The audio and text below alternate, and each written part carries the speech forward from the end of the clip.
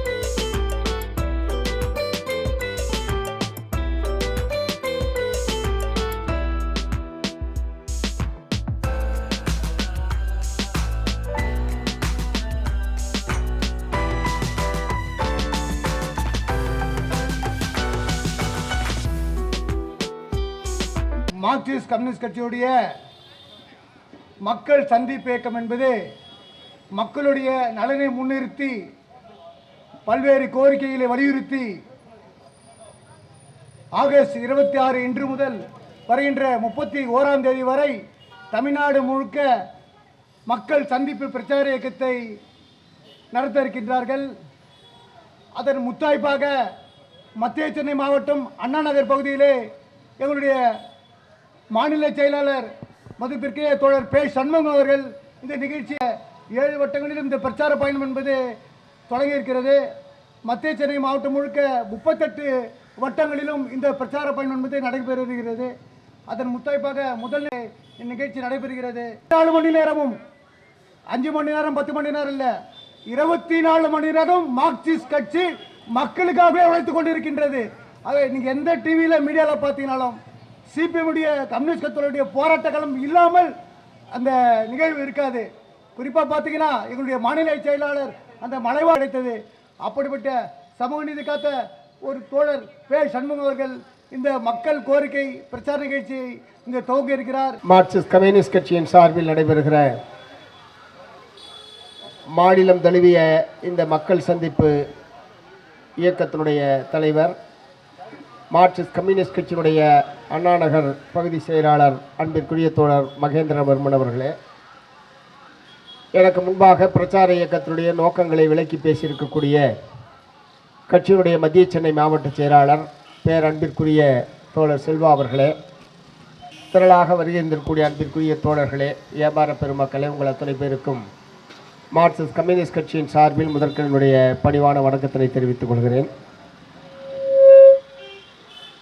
August 26ஆம் தேதி இன்றைய தினம் முதல் வரக்கூடிய 31ஆம் தேதி வரை மார்க்சிஸ்ட் கம்யூனிஸ்ட் கட்சியினுடைய பல்லாயிரக்கணக்கான தோழர்கள் மாநிலம் முழுவதும் பல லட்சக்கணக்கான மக்களை நேரடியாக சந்தித்து மக்கள் இன்றைக்கு எதிர்நோக்கக்கூடிய முக்கிய பிரச்சனைகள், கோரிக்கைகள் சம்பந்தமாகவும் அதற்காக மார்க்சிஸ்ட் கம்யூனிஸ்ட் கட்சி முன்வைத்திருக்கிற மாற்று கொள்கைகளை மக்கள் மத்தியிலே பிரச்சாரம் செய்யக்கூடிய வகையில் இந்த பிரச்சார இயக்கத்திற்கு நாங்கள் ஏற்பாடு செய்திருக்கிறோம். இன்றைக்கு மாநிலம் முழுவதும் அனைத்து மாவட்டங்களிலும் இந்த பிரச்சார இயக்கம் என்பது இப்போது துவங்கி நடைபெற்று கொண்டிருக்கிறது. விடுதலை பெற்று 80 ஆண்டுகள் ஆனதற்கு பிறகும் இந்தியாவுடைய பெரும்பகுதி மக்களுடைய கனவுகள், எதிர்பார்ப்புகள் நிறைவேற்றப்படாத ஒன்றாகத்தான் இருந்து கொண்டிருக்கிறது. ஏற்கனவே ஆண்ட காங்கிரஸ் ஆட்சியாக இருந்தாலும், இடையிலே ஆண்ட ஜனதா கட்சி ஆட்சியாக இருந்தாலும், ஐக்கிய முற்போக்கு கூட்டணி ஆட்சியாக இருந்தாலும், கடந்த 13 ஆண்டு காலமாக நடைபெற்று கொண்டிருக்கூடிய பாரதிய ஜனதா கட்சி ஆட்சியாக இருந்தாலும், இந்தியாவுடைய பெரும்பகுதி மக்களுடைய கனவுகளை, எதிர்பார்ப்புகளை, கோரிக்கைகளை நிறைவேற்றாத ஒரு அரசாங்கமாகத்தான் இவ்வளவு அரசாங்கங்களும் இருந்திருக்கிறது. அதுவும் குறிப்பாக இந்த 13 ஆண்டு காலமாக மத்தியிலே ஆட்சி பொறுப்பில் இருக்கிற பாரதிய ஜனதா கட்சி மக்களுடைய கோரிக்கைகளை எல்லாம் பின்னுக்கு தள்ளி அதை பற்றி கவலைப்படாமல் தங்களுடைய சொந்த நிகழ்ச்சி நிரலை அமுல்படுத்துவதிலே தான் அவர்கள் ஆர்வமாக இருக்கிறார்கள். குறிப்பாக வெறுப்பு அரசியல் என்பதற்கு அவர்கள் முக்கியத்துவம் கொடுத்து நாடு முழுவதும் சிறுபான்மை மக்களுக்கு எதிராக, குறிப்பாக இஸ்லாமியர்கள், கிறிஸ்தவர்களுக்கு எதிராக வெறுப்பு அரசியலை அவர்கள் முன்னெடுத்து வருகிறார்கள். இந்துக்களை பாதுகாக்கிறோம் என்கிற பெயரில் இத்தகைய கொடூரமான தாக்குதலில் ஈடுபடுகிறார்கள். மசூதிகளை இடிப்பது, பசு பாதுகாப்பு என்கிற பெயரில் மாட்டுக்கறியை வைத்திருப்பவர்களை கொள்வது, லவ் ஜிகாத் என்கிற பெயரில் இஸ்லாமியர்களுக்கு எதிராக அல்லது காதலர்களுக்கு எதிராக கொடூரமான தாக்குதலை தொடுப்பது, இப்படி பல்வேறு வகைகளில் வெவ்வேறு அமைப்புகளை அவர்கள் உருவாக்கி எல்லா அமைப்புகளுக்குமே தலைமை தாங்குவது RSS தான். எல்லா அமைப்புகளையும் வழிநடத்துவது RSS தான். ஆனால் ஒவ்வொரு பிரச்சனைக்கும் ஒவ்வொரு அமைப்புகளை உருவாக்கி நாடு முழுவதும் கலவரங்களை திட்டமிட்டே உருவாக்கக்கூடிய ஒரு கூட்டமாக இந்த கூட்டம் என்பது இருந்து கொண்டிருக்கிறது. இஸ்லாமியர்களுடைய குடியிருப்புகளை இடிப்பது அல்லது தேவாலயங்களை இடிப்பது, தேவாலயங்களில் பிரார்த்தனை நடைபெற்று கொண்டிருக்கும் போது உள்ளே புகுந்து கலவரத்தை விளைவிப்பது, கன்னியாஸ்திரிகள் மீது பாலியல் வன்கொடுமைகளை நிகழ்த்துவது என்று அடுக்கடுக்கான குற்றங்களை ஆட்சி அதிகாரத்தை பயன்படுத்தியும் இஸ்லாமிய சிறுபான்மை மக்களுக்கு எதிராக ஒரு வெறுப்பை உருவாக்கக்கூடிய வகையிலேயும் தொடர்ச்சியாக செயல்பட்டு கொண்டிருக்கிறார்கள். இது முழுக்க அரசியல் சாசனத்திற்கு விரோதமானது. அரசியல் சாசனத்திலே மிக முக்கியமான கோட்பாடுகளில் ஒன்று மதச்சார்பின்மை என்பது. எந்த ஒரு மதத்தையும் பின்பற்றுவதற்கு இந்திய குடிமக்களுக்கு உரிமை இருக்கிறது. அவரவருக்கு பிடித்தமான மதத்தை, பிடித்தமான கடவுளை வழிபடுவதற்கு இந்திய அரசியல் சாசனம் வழிபாட்டு உரிமையை வழங்கியிருக்கிறது. ஆனால் வேற்று மதத்தை, இந்து மதம் அல்லாத வேற்று மதத்தை சார்ந்தவர்கள் இங்கே வாழ்வதற்கே உரிமை இல்லை என்கிற முறையில் சட்டத்துக்கு, அரசியல் சாசனத்துக்கு விரோதமாக தொடர்ச்சியாக செயல்படக்கூடிய ஒரு கூட்டமாக பாரதிய ஜனதா கட்சியும் RSSம் இங்கே செயல்பட்டு கொண்டிருக்கிறது. ஆட்சி அதிகாரம் கையில் கிடைத்ததற்கு பிறகு அதையும் தங்களுடைய இத்தகைய தீய நோக்கத்திற்காக அவர்கள் பயன்படுத்தி கொண்டிருக்கிறார்கள். இதன் விளைவாக மக்களிடையே ஒற்றுமையின்மை, மத நல்லிணக்கத்துக்கு பேராபத்து ஏற்படுத்துவது போன்ற இந்தியாவினுடைய பண்பாடுகளுக்கு விரோதமான ஒரு கூட்டமாகத்தான் பாரதிய ஜனதா கட்சி RSSம் செயல்பட்டு கொண்டிருக்கிறது என்று நான் குற்றச்சாட்ட விரும்புகிறேன். ஆகவே மக்கள் ஒற்றுமை, மதச்சார்பின்மை, மத நல்லிணக்கத்தை நாங்கள் வற்புறுத்த விரும்புகிறோம். இத்தகைய கோட்பாடுகளுக்கு ஆதரவாக தமிழக மக்கள் ஒன்றுபட்டு இருக்க வேண்டும் என்கிற வேண்டுகோளை மார்க்சிஸ்ட் கம்யூனிஸ்ட் கட்சியின் சார்பில் நான் முன்வைக்க விரும்புகிறேன். இரண்டாவது, இன்றைக்கு விலைவாசி என்பது விண்ணை தாண்டி போய்கிட்டு இருக்குது. கடந்த 4-5 நாட்களாக சர்க்கரையினுடைய விலை என்பது இதுவரை வரலாற்றில் இல்லாத வகையில் 1 கிலோ சர்க்கரை 72 ரூபாய் அளவுக்கு உயர்ந்திருக்கிறது. ஏற்கனவே 42 ரூபா 45 ரூபா தான் விற்றுக்கிட்டு இருந்தது. ஏறத்தாழ 25 ரூபாய் 30 ரூபாய் என்கிற அளவுக்கு கடுமையாக விலை என்பது ஏறி இருக்கிறது. ஏற்கனவே எரிவாயுடைய விலை உயர்ந்ததை ஒட்டி தமிழ்நாடு முழுவதும் டீ கடைகளில் டீயினுடைய விலை, காஃபியினுடைய விலை என்பது உயர்ந்தது. கேட்டால் டீ கடைக்காரர் சொன்னார், கேஸ் விலை ஏறி போச்சு சார், என்ன பண்ண சொல்கிறீங்கன்னு. இப்போ சர்க்கரை விலை ஏறியதனுடைய விளைவாக டீ 20 ரூபா 25 ரூபா ஆனால் கூட ஆச்சரியப்பட வேண்டியதில்லை. திடீரென்று கடந்த 4-5 நாட்களில் கடுமையாக விலை என்பது உயர்ந்திருக்கிறது. அதே மாதிரி அரிசியினுடைய விலை 80 ரூபா, கிட்டத்தட்ட 1 கிலோ 80 ரூபா அரிசி விற்கிது, நல்ல அரிசி வேணும்னா. அதே மாதிரி காய்கறியினுடைய விலை என்பது, பருப்பினுடைய விலை, சமையல் எண்ணெயினுடைய விலை என்று சொல்லி மக்கள் அன்றாடம் பயன்படுத்தக்கூடிய அனைத்து அத்தியாவசிய பொருட்களுடைய விலையும் மிக கடுமையாக உயர்ந்து கொண்டிருக்கிறது. இதற்கு மிக முக்கியமான காரணம், ஒன்று சர்க்கரை விலை உயர்வுக்கு ஒன்றிய BJP அரசாங்கம் மோட்டார் வாகனங்களில் எத்தனாலை நாங்கள் பயன்படுத்துகிறோம் என்கிற பெயரில் ஏறத்தாழ 25% கரும்பை எத்தனால் உற்பத்திக்காக அவர்கள் திருப்பி விட்டிருக்கிறார்கள். மக்களுடைய உள்நாட்டு மக்களுடைய சர்க்கரை தேவை என்ன, ஒரு ஆண்டுக்கு எத்தனை கிலோ தேவை என்பதெல்லாம் அரசாங்கத்துக்கு தெரியாததல்ல. அதற்கு பாதிப்பை ஏற்படுத்தக்கூடிய வகையில் எத்தனால் உற்பத்தி என்கிற பெயரில் இப்படி திருப்பி விட்டது நியாயமா என்கிற கேள்வியை நான் எழுப்ப விரும்புகிறேன். எத்தனால் உற்பத்திக்கு கரும்பை திருப்பிவிட்டு இப்போது அயல் நாடுகளிலிருந்து சர்க்கரையை இறக்குமதி செய்து கொண்டிருக்கிறார்கள். மக்கள் சர்க்கரை வாங்க முடியாத அளவுக்கு உயர்ந்திருக்கிறது. ஆகவே இந்த அடுத்த அரிசியிலேருந்து எத்தனால் தயார் பண்ணுறோன்னு சொல்கிறான். இப்போ ஏற்கனவே கரும்புலேருந்து எத்தனால் தயார் பண்ணி சர்க்கரை விலையை ஏற்றிட்டாங்க. அடுத்து அரிசியிலேருந்து எத்தனால் தயார் பண்ணான்னா அரிசி விலை மேலும் 100 ரூபா 120 ரூபான்னு ஆக போகுது. ஆகவே உள்நாட்டு மக்களுடைய அத்தியாவசிய பொருட்களுக்கு தட்டுப்பாடு இல்லாத அதனுடைய தன்னிறைவை அடையக்கூடிய வகையில் ஏற்பாடுகளை செய்துவிட்டுத்தான் மாற்று தொழில்நுட்பம் மாற்று தொழிலுக்கு மூலப்பொருட்களை மாற்ற வேண்டுமே தவிர மாறாக தங்கள் இஷ்டத்திற்கு தானடித்த மூப்பாக எந்த விதமான திட்டமிடலும் இல்லாமல் இப்படி செய்வது என்பது, இதனால் பாதிக்கப்படுவது என்பது இந்தியாவுடைய பெரும்பகுதியான பொதுமக்கள் ஏழைகள் என்பதை ஆட்சியாளருடைய கவனத்துக்கு நான் கொண்டு வர விரும்புகிறேன். ஆகவே விலைவாசி உயர்வை கட்டுப்படுத்துவதற்கும் அத்தியாவசிய பொருட்கள் குறைந்த விலையில் மக்களுக்கு கிடைப்பதற்குமான நடவடிக்கைகளை மேற்கொள்ள வேண்டும். தமிழ்நாட்டில் ரேஷன் கடைகள் மூலமாக ஏற்கனவே ஒரு குடும்பத்துக்கு 1 கிலோ சர்க்கரை என்பதுதான் வழங்கப்படுகிறது. இப்போது சர்க்கரை விலை கடுமையாக உயர்ந்திருக்கிற நிலையில் வெளிச்சந்தையில் மக்களால் 72 ரூபா 75 ரூபா கொடுத்து நிச்சயமாக சர்க்கரையை வாங்க முடியாது. ஆகவே ரேஷன் கடைகள் மூலமாக கூடுதலான சர்க்கரையை தமிழ்நாடு அரசாங்கம் வழங்குவதன் மூலமாக ஒரு தற்காலிகமான நிவாரண நடவடிக்கையாக இந்த அறிவிப்பை தமிழ்நாடு அரசு வெளியிட வேண்டும் என்றும், மக்களுக்கு தேவையான அளவுக்கு சர்க்கரை, ஏன்னா இனிமே இப்போ ஆயுத பூஜை சரஸ்வதி பூஜை என்பது வரை இருக்கிறது. இனிப்பு பண்டங்களுடைய விலையெல்லாம் என்ன ஆகுன்னு தெரில. அதே மாதிரி அடுத்து தீபாவளி என்பது வரை இருக்கிறது. ஆகவே சர்க்கரையினுடைய தேவை எப்போது அதிகமாக மக்களுக்கு தேவைப்படுகிறதோ அந்த நேரத்தில் தான் இந்த மாதிரியான ஒரு அபரிமிதமான விலை உயர்வு என்பது ஏற்பட்டிருக்கிறது.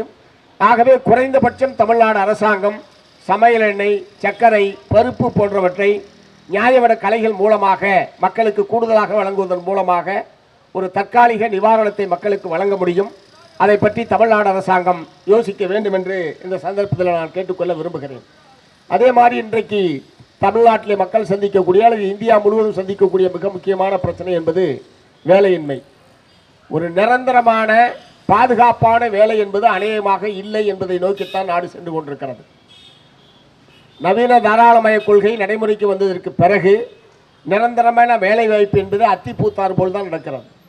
எப்பயாவது டிஎன்பிஎஸ்சி மூலமாக சில 100 பேர் வேலைக்கு ஆள் எடுக்கப்படுகிறார்கள். பெரும்பாலானவர்கள் ஒப்பந்தம், வெளிமுகமை என்கிற முறையிலே தான் பெரும்பாலான வேலை வாய்ப்பு என்பதுதான் இன்றைக்கு தமிழ்நாட்டில் ஏற்பட்டிருக்கிற நிலைமை.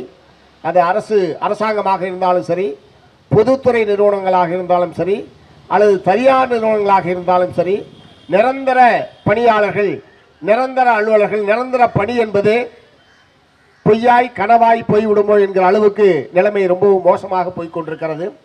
இப்போது கூட தமிழ்நாடு அரசாங்கத்தினுடைய பட்ஜெட் என்பது சமர்ப்பிக்கப்பட்டு இப்போது மானிய கோரிக்கை விவாதம் என்பது நடைபெற்றுக் கொண்டிருக்கிறது.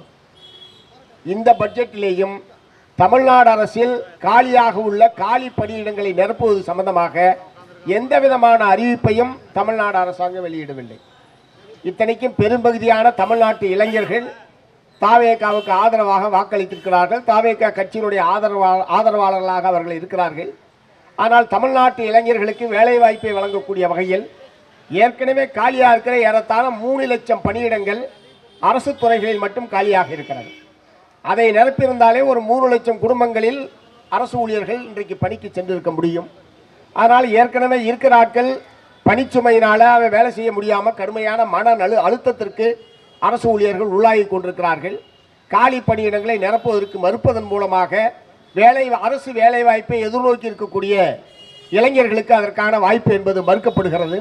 அதே மாதிரி பொதுத்துறை நிறுவனங்களில் பணியிடங்கள் காலியாக இருப்பது மட்டுமல்ல, ஒப்பந்தத்துக்கு விடுவது மட்டுமல்ல, பொதுத்துறையை தனியாருக்கு தாரை வார்ப்பதன் மூலமாகவும் அதிலே இடஒதுக்கீட்டு சட்டத்தின் அடிப்படையில் பலனடைய வேண்டிய பல்லாயிரக்கணக்கான இளைஞர்களுக்கு அந்த வாய்ப்பு என்பது மறுக்கப்படுகிறது.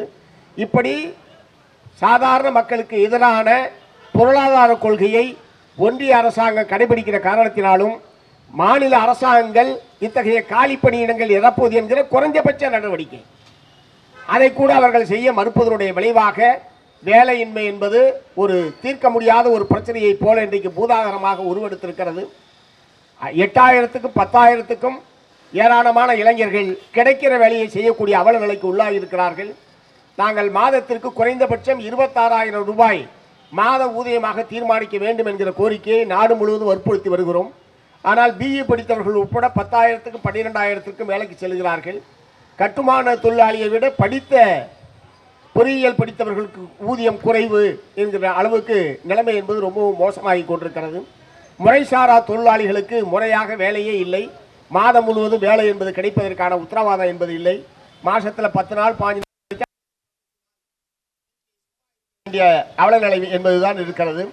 ஆகவே வேலையின்மையை போக்கக்கூடிய வகையில் புதிய தொழிற்சாலைகளை உருவாக்குவது, இந்த ஊதியத்தை 26,000ஆக உத்தரவாதப்படுத்துவது, பொதுத்துறை நிறுவனங்களில் நிரந்தர பணிக்கு ஆள் எடுப்பது, தனியாருக்கு தாரை வார்ப்பதை தடுத்து நிறுத்துவது போன்றவற்றின் மூலமாக வேலைவாய்ப்பு பிரச்சனைக்கு தீர்வு என்பதை ஏற்படுத்த முடியும். ஆனால் அரசாங்கம், மத்திய அரசாங்கமாக இருந்தாலும் சரி, மாநில அரசாங்கமாக இருந்தாலும் சரி, இது போன்ற ஆக்கப்பூர்வமான பிரச்சனைகளை அவர்கள் கவனம் செலுத்துவதற்கு பதிலாக தமிழ்நாடு சட்டப்பேரவையில் லாவணி கச்சேரி என்பது நடைபெற்றுக் கொண்டிருக்கிறது.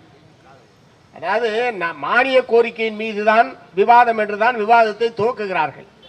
அந்த மானிய கோரிக்கை அனாமத்தா அந்த பக்கம் எங்கேயோ கிடக்குது. இவங்க 2 பேரும் ஏதோ 5 வருஷத்துக்கு முன்னாடி நடந்தது, 10 வருஷத்துக்கு முன்னாடி நடந்தது, போன வருஷம் நடந்தது, போன ஆட்சியில் என்ன நடந்ததுன்னு இப்ப பேசிட்டு இருக்காங்க. உண்மையிலேயே ஆக்கப்பூர்வமாக மானிய கோரிக்கையின் மீது மக்களுடைய, சம்பந்தப்பட்ட பிரிவு மக்களுடைய, துறையினுடைய கோரிக்கைகளை எடுத்து சொல்வதற்கான வாய்ப்பு இடதுசாரி கட்சியினுடைய உறுப்பினர்கள் மானிய கோரிக்கையை தவிர வேற எதையும் அந்த பக்கம் இந்த பக்கம் அவங்க போறதில்லை. ஆனால் அத்தகைய உறுப்பினர்களுக்கு வாய்ப்பு என்பதே தரப்படாத ஒரு நிலைமை என்பது தமிழ்நாடு சட்டப்பேரவையில் இருக்கிறது.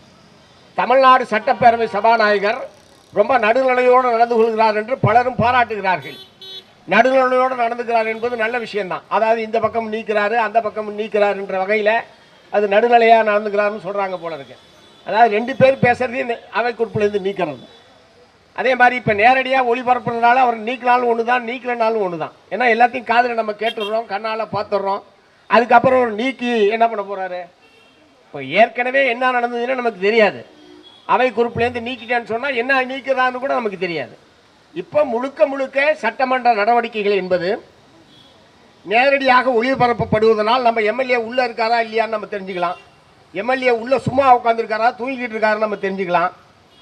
எம்எல்ஏ நம்ம தொகுதி பிரச்சனை ஏதாவது பேசினாரா இல்லையா, பேசாமையே பேசுறதா சொல்றாரான்றதெல்லாம் இப்போ நேரடியாகவே மக்கள் அறிந்து கொள்வதற்கான ஒரு நல்ல வாய்ப்பு அது. ஆகவே நேரடி ஒளிபரப்பு என்பதை மார்க்சிஸ்ட் கம்யூனிஸ்ட் கட்சி வரவேற்கிறது.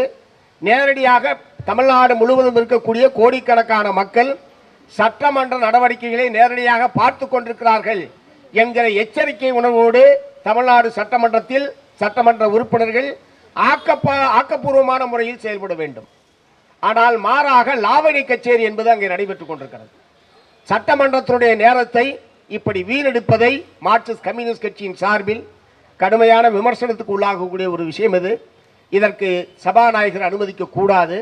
இரண்டாவது, அந்தந்த கட்சியினுடைய தலைவர்களும், சட்டமன்றத்திற்கு உள்ளே இருக்கக்கூடிய சட்டமன்ற கட்சியினுடைய தலைவர்களும் தங்களுடைய சட்டமன்ற உறுப்பினர்கள் சட்டமன்றத்தை எதற்காக சட்டமன்றத்தில் வந்திருக்கிறோமோ, மக்களுடைய பிரச்சனைகளை பேசுவது, புதிய சட்டங்களை ஏற்றுவது, சட்டங்களின் மீது தங்களுடைய ஆக்கப்பூர்வமான விமர்சனங்களை வைப்பது என்பதற்கு பதிலாக தேவையற்ற பிரச்சனைகளை எழுப்பி கூச்சலை ஏற்படுத்துவது, சவால் விடுவது, ஏதோ குழாயடி சண்டையை போல, தெருச்சண்டையை போல அங்கே ஒரு சூழ்நிலை உருவாக்குவது போன்ற நடவடிக்கைகளை தமிழ்நாட்டு மக்கள் ரசிக்க மாட்டார்கள். உங்களை தமிழ்நாட்டு மக்கள் மொத்த பேரும் பார்த்து கொண்டிருக்கிறார்கள் என்பதை மட்டும் நீங்கள் கவனத்தில் வைத்துக் கொள்ள வேண்டும். ஆகவே தமிழ்நாடு சட்டமன்ற சமீபத்தில் கூட நம்முடைய எதிர்க்கட்சி தலைவர் அவர்கள் இந்த நேரலை ஒளிபரப்பு தேவையா என்கிற முறையில் அவர் ஒரு பிரச்சனை எழுப்பியிருந்தார். நேரலை ஒளிபரப்பு கட்டாயம் தேவை.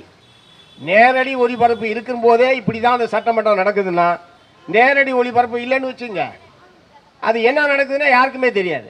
அது அவங்களுக்குள்ள சட்டமன்றத்துக்கு உள்ளே இருக்கக்கூடிய 234 பேர் சம்பந்தப்பட்ட ஒரு பிரச்சனையாக இருக்குமே தவிர, தமிழ்நாட்டு மக்களுக்கு பத்திரிகையாளர்கள் அல்லது சபாநாயகர் எதை அனுமதிக்கிறாரோ அதை மட்டும்தான் தெரிந்து கொள்ளக்கூடிய ஒரு நிலைமை என்பது ஏற்படும்.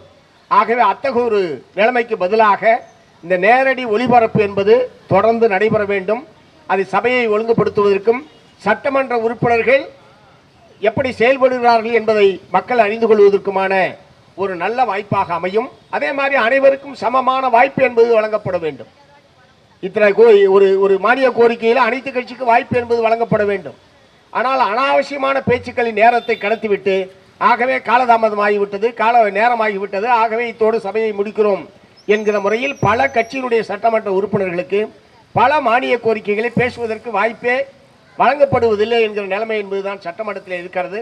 ஆகவே இதிலே ஒரு மாற்றத்தை கொண்டு வருவதற்கு தமிழ்நாடு சட்டப்பேரவையினுடைய சபாநாயகரும் ஆளுங்கட்சி என்கிற முறையில் தமிழ்நாடு முதலமைச்சரும் அந்த சபையை முறையாக நடத்துவதற்கும் ஜனநாயக பூர்வமாகவும் அனைவருக்கும் வாய்ப்பளிக்கக்கூடிய வகையிலேயும் அந்த சபை நடவடிக்கைகள் மாற்றியமைக்கப்பட வேண்டும் என்பதை மார்க்சிஸ்ட் கம்யூனிஸ்ட் கட்சியின் சார்பில் நான் வற்புறுத்த விரும்புகிறேன். ஏன்னா எங்களை போன்றவர்கள்ட்ட தமிழ்நாட்டிற்கு கூடிய எல்லா துறை சார்ந்தவர்களும் ஏராளமான கோரிக்கை மனுக்களை கொண்டு வந்து குவிக்கிறாங்க. எப்படியாவது சட்டமன்றத்தில் உங்களுடைய சட்டமன்ற உறுப்பினர்களை பேச சொல்லுங்க, எப்படியாவது பதிவு பண்ணிட்டு அரசுடைய கவனத்துக்கு போச்சுன்னா அதில் ஒரு தீர்வு கிடைக்கும், நிவாரணம் கிடைக்கும் என்கிற மிகப்பெரிய எதிர்பார்ப்பில் பல்லாயிரக்கணக்கான மனுக்கள் குவிந்து கொண்டிருக்கிறது.